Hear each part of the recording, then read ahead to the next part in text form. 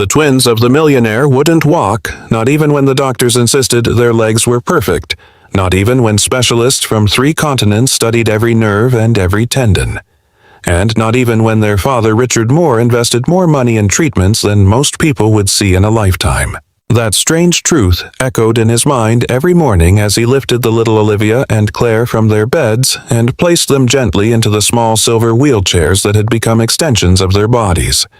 He tried to smile at them, tried to make it seem like a normal ritual, but each movement carried the silent pain of a man who felt powerless despite possessing everything the world envied. On that particular afternoon, the sun hung low over Willow Creek Estates, an affluent suburb with polished stone sidewalks and maple trees that arched like obedient servants. The air shimmered with heat, making mirages rise from the asphalt. Richard pushed the twins along their usual path, the wheels humming softly in a familiar rhythm that had become the beat of their lives. The 2 girls clutched their stuffed animals, Olivia with her faded bunny and Claire with her little yellow bear. They pointed at passing cars, at delivery scooters zipping by at high speed, at a dog barking behind a gate. Their laughter came easily as if nothing in the world was wrong. But Richard always heard a small emptiness in it, something fragile, something missing. As they approached the quiet corner where the buildings became less luxurious and the aroma of fresh pretzels wafted from a distant vendor, Richard noticed something unusual. A boy sat alone on the sidewalk, thin and barefoot, drawing in the dirt with a broken stick.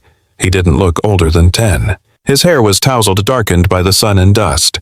He wore a baggy shirt that hung off his shoulders.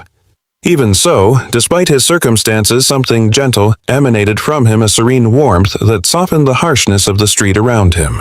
He traced small shapes in the ground, circles, lines, and most curiously tiny footprints arranged in a precise sequence. Richard was about to steer the twins away from him when suddenly both leaned forward at the same time. Olivia gasped in wonder. Claire dropped her bear onto the sidewalk. Their arms reached toward the boy as if pulled by an invisible thread. They laughed in a way Richard had never heard before, a sound filled with recognition and joy, though they'd never seen that child in their lives. The boy looked up, startled by the sudden attention. His eyes were calm and observant, the kind that carried old stories no one bothered to ask about. He glanced between the twins and the shapes in the dirt. A slow, hesitant smile appeared on his face, as if he wasn't sure he was allowed to smile. Richard felt a knot of uncertainty tighten in his chest.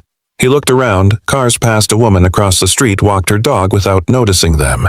Everything seemed normal, almost too normal for such a strange moment. Olivia clapped her tiny hands and pointed at the boy.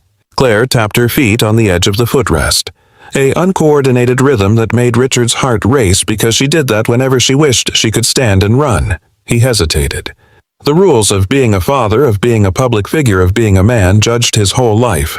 All those rules screamed at him to avoid interacting with strangers on the street. But another voice, calmer yet deeper, told him something significant was happening.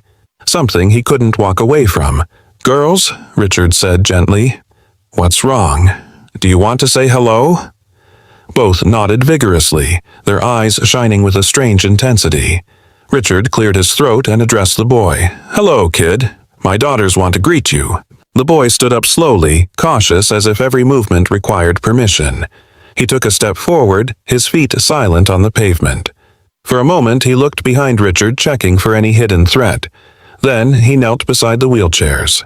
His stick remained in his hand, half covered in dirt. The twins stared at the stick and then at the tiny footprints on the ground. The boy looked at Richard expectantly, saying nothing, almost as if asking with his eyes if he could be near them. "It's okay," Richard said softly. "They like you." The boy blinked in surprise, then lightly tapped the stick on the ground, creating a small beat. Tap, tap, tap. The twins responded instinctively, their hands rising, their fingers twitching, their faces flushing. They laughed again, louder, more intensely, as if the sound came from a place deeper than their lungs. Richard held his breath, crouching beside them, not wanting to miss anything. The boy pressed the stick into the dirt again and scratched another row of tiny footprints. He looked at the girl's legs, not with pity, but with a focused curiosity that made Richard's spine tingle. Slowly, he lifted the girl's feet from the rests one at a time, placing them gently on the warm pavement. The twins looked down, startled, but not resisting. Their toes curled, their knees trembled. Something electric filled the air. Richard opened his mouth to stop the boy. All the experts had warned him that forcing the twins to stand without therapeutic supervision could cause emotional shock. Yet, for reasons he couldn't explain, Richard stayed silent. The moment felt sacred. The asphalt pulsed with sunlight. The city's noise faded. Time itself seemed to pause. The boy tapped again. Tap, tap, tap, tap. He nodded to the twins, encouraging them without words. Olivia lifted her chin, teeth gritted. Claire gripped the sides of her chair. They pushed forward, shaking their legs wobbly as if they still didn't remember how to bear weight. Richard whispered, "My God."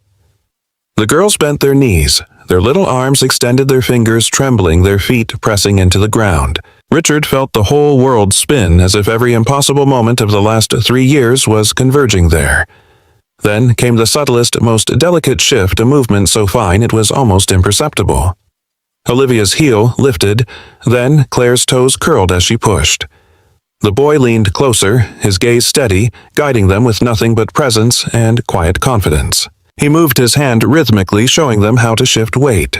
The twins mimicked him as if they'd practiced these motions their whole lives. Richard felt his face burn behind his eyes. He brought his hand to his mouth, terrified of shattering whatever miracle was about to unfold. For the first time in their lives, the two girls rose a little, then a bit more and more. Their bodies straightened, their eyes widened. They were standing not fully, not firmly, but standing. Richard's knees buckled. He nearly collapsed to the ground. He wanted to call someone, anyone, to witness this moment, but his voice refused to form words. The twins stood there wobbling, clutching the air, but they stood. They stood. The boy whispered something so low, Richard couldn't make it out. A hopeful phrase, perhaps, or a memory that calmed him in tough times. The twins stared at him, absorbing every word of encouragement he offered.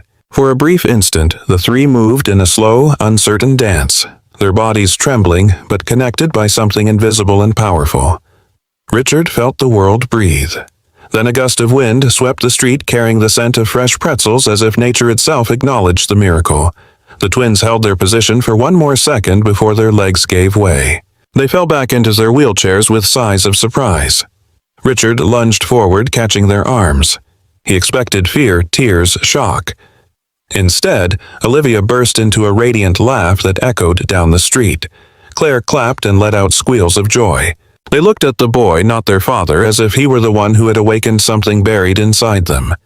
Richard wiped his face quickly, realizing tears had fallen without permission. He looked at the boy, who stepped back slowly, almost afraid he'd done something wrong.